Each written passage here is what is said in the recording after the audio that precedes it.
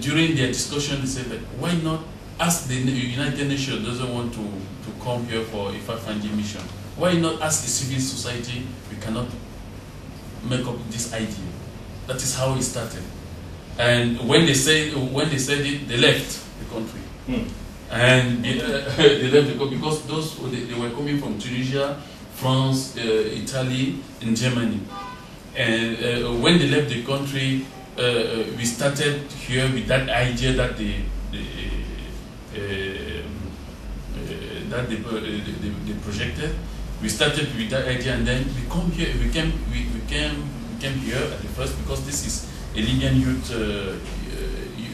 youth building here for this area. Then through our relations, we got it because in Libyan youth they are not in national now. Then we are using their office. At the beginning, we didn't know even what to do. We were anxious. Then I brought my idea. So Tiziana, the Italian entrepreneur, maybe she will be here for quite some time. We joined ourselves, and recently Catherine came, and then we are working together. Our main target is to reveal to the world the real fact on the ground, at least in Tripoli city where we are. And at times when we have some contacts from other cities, we move there to meet with people, to discuss with them. And when we have this chance to welcome a delegation, like we welcome the first delegation, which was the British Civilian for Peace.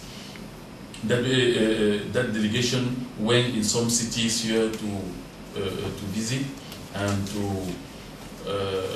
and we have the report. I could give you the copy of their report.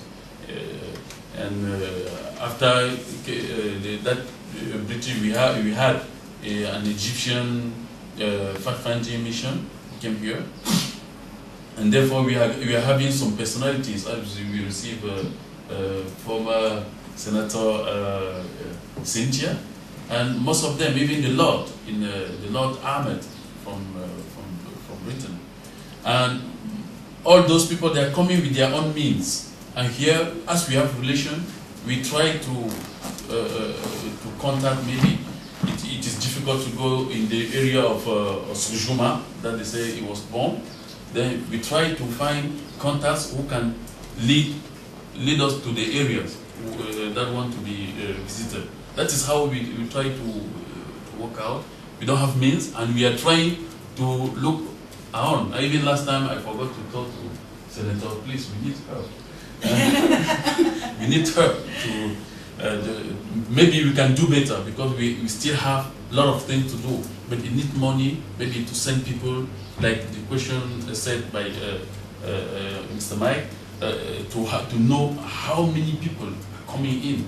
At least we could have got some people in Java, for example, to see all those families as they are coming, who are they, to register, to record, because it is part of our fact-finding mission. Even those Africans or those Asians who are here, when they are moving, we try to even ask them why. What is the motivation? Why are you moving? But we don't have all that means to fulfill our duty. Yes. Yeah, my brother. I noticed the name of your organization starts off with Pan-Africanism. I'm a Pan-Africanist for a number of years. And it really hurts me the lack of a unified Pan-African response globally to this incursion upon Libya. There's been at least 6 demonstrations in the United States in support of Libya and Jamahiriya. But there's a lack of coordination. And sometimes in a negative situation like we face today, something positive can come out of that.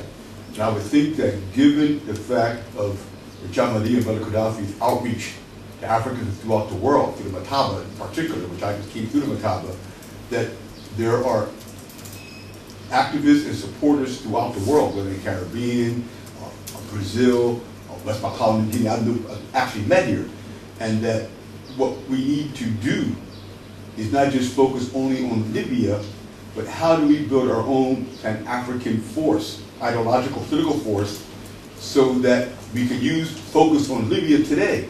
Tomorrow maybe Zimbabwe, they've already dealt with Cote d'Ivoire, they're moving to Sudan. African countries wherever in the world, African people, wherever in the world, when we rise to independence, economic and cultural and political independence, they come down hard on us. And they can operate at a global level. We're still operating within our little United States, Brazil, micro area, Senegal, whatever.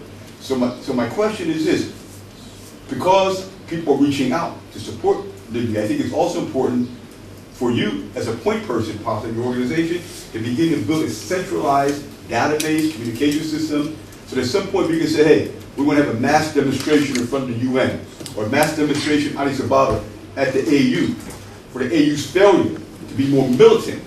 I mean, they've attempted to intervene, they've been ignored by NATO, but 53 countries being ignored is because of a lack of militancy, seems to me. You see what I'm saying? I'm just shocked that the African Union hasn't been more aggressive in stepping in and negotiating a political analysis, political solution, as well as providing the kind of information you're providing. I've not heard it from the AU. So my question becomes, to me and Cynthia talking about this, the need for us to organize globally, because this whole Cold War with China and the United States is going to continue to attack Africa. It's just the beginning of a process. So I was wondering if it's possible that your organization can become the center point so that we can unite. Because we have forces to support Brother Gaddafi and the liberation of Africa from neocolonialism, but we're not centralized, we're not organized as a one fighting force. I think I should step in at this point. It's clear from the questions that you all are exactly going where we need to go. And that is why you are the first people that have been brought here, because I have some plans for you all that I haven't had a chance to brief you on yet. But what you're talking about, building the base of support, identifying who the supporters are, uniting them, pulling them into public manifestations of their support on very many different levels, whether it's high level in terms of head of state level, or whether it's low in terms of grassroots, is something that we have envisioned. We have Josh